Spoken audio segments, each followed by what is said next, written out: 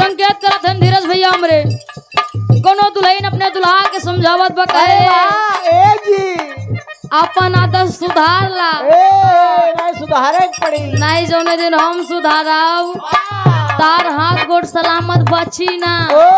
बार बन जाई तो सुधार जाइबा कि हमके सुधारे के पड़ी। अरे वाह दुल्हनिया कहे समझावत बका भैया का बोला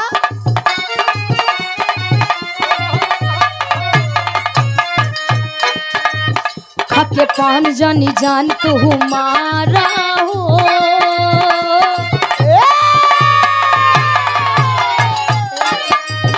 खके पान जानी जान तू हमारा हो अभियो से अपन रहन सुधारा हो राजा हो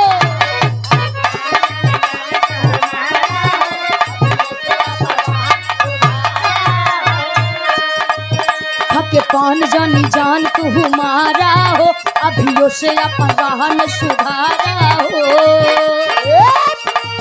ताहरा न बाटे तनिको लाज राजऊ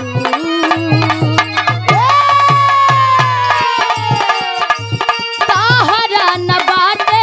तनिको लाज राजऊ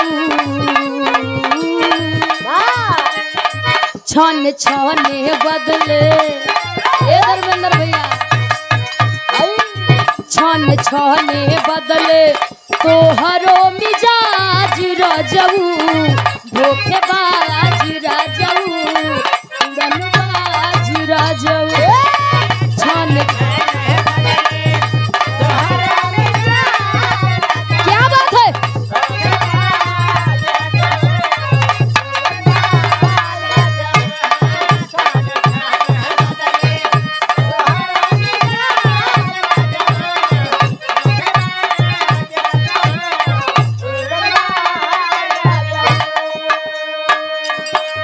तहरया आदत से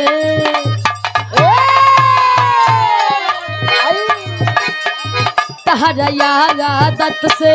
भाई लिहाज राजऊ धोखेबाज राजऊ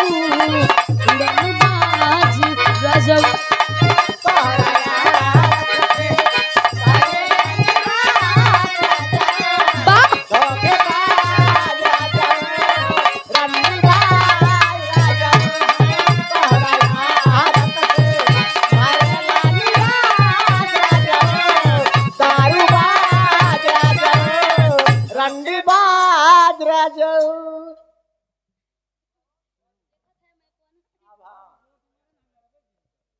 सुना तो नहीं का यानी कि तू सुधार बिया ना आज भी एक लाठी पा दे तब धर्मेंद्र भैया हाँ ये मार खात रहते तब वो सुधरिए ना हमका लगा था जब तक चाची कुटी है ना इनका ये सुधरे वाला नहीं ना हम गए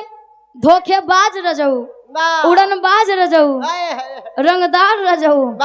इनका का सुनात बा धोखेबाज रजऊ रंडीबाज रजऊ सुधारी जी है धर्मेंद्र भैया हमका लगा चाचियन का यह कहा थिन ये सिखाए हाँ हमका लागत बा आओ भैया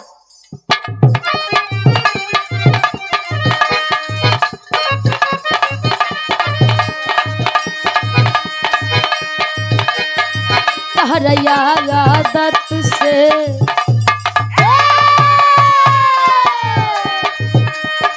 तहरया आदत से भाई लिहाज राजऊ धोखेबाज राजऊ उड़नबाज राजऊ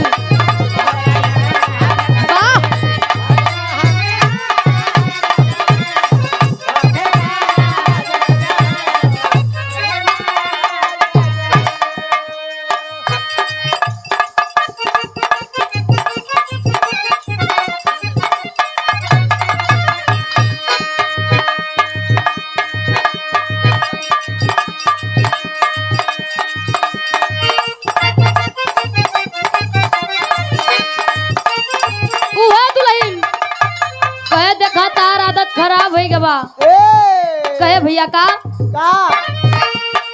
राजा पहिले नियन नहीं मानेला वाह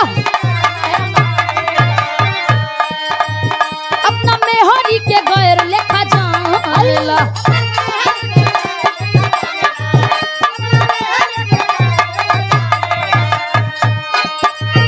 कमी भइल ये बलम तहरा प्यार में चिचया कहूँ श्रृंगार के नया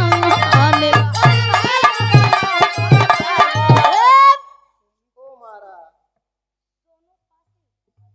आप सोनू पाशी भैया जी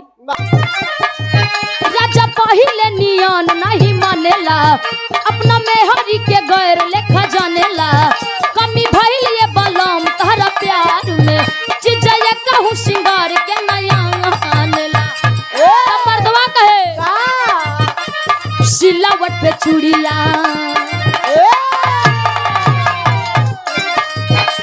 सिलावट पे चूड़िया थोड़े लुए जान सिलावट पे चूड़िया थोड़े लुए जान सिलावट पे चूड़िया थोड़े लुए जान तय अपना राजा जी के दिलवा का है थोड़े लुए जान अपना राजा जी के दिलवा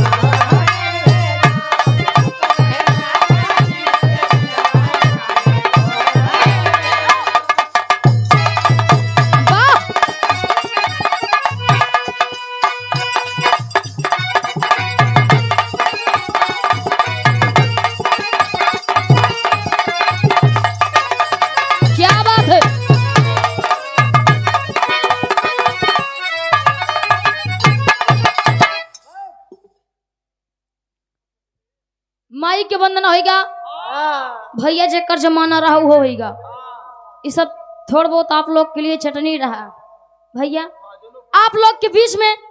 उधर से आप लोग सुन रहे बहन विश्वकर्मा भगवान के बारे में बाबा उनकर माई बाप के रहा अरे वाह जन्म कहाँ हुआ लड़के कैसे हुआ वाह इधर से हम बतावे चलते ही कि विश्वकर्मा भगवान बनाए का है